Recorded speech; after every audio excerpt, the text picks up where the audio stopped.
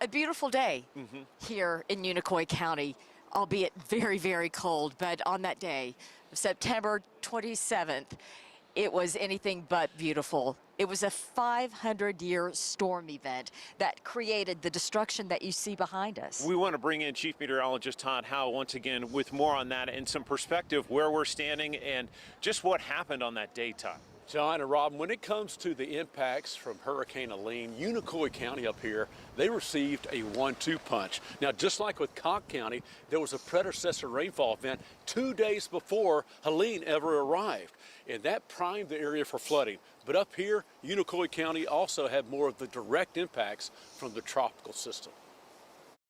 Up to 20 inches of rain fell in the mountains of western North Carolina and upper East Tennessee when Helene moved through the region.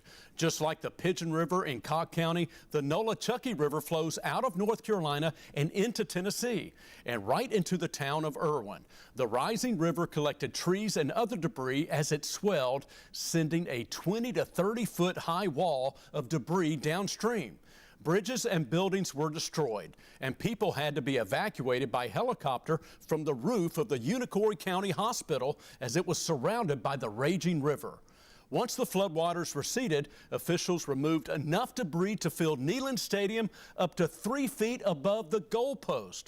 The mountains in this area near the Tennessee-North Carolina state line also experienced some of the strongest winds from Helene. Gusts of 80 to 100 miles per hour caused extensive tree damage in the high elevations.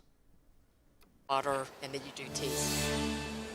And that tree damage was significant up here on the Tennessee side as well. You know, it impacted another aspect of the economy in Unicoi County. Hiking enthusiasts along the Appalachian Trail. The AT runs right up here, and it generally follows the state line of this region, but jogs into Unicoi County near Irwin. Right where we're standing, it crosses the Nolichucky River.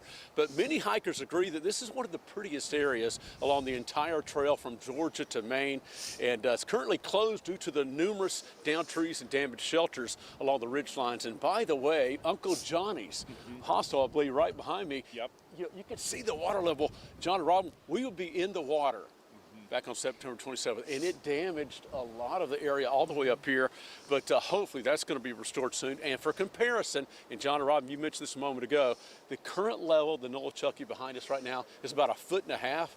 Back on September 27th, 34 feet.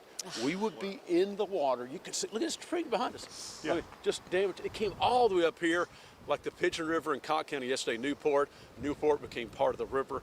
Here, the damage was significant. Not just the flooding, but also the high winds from Helene.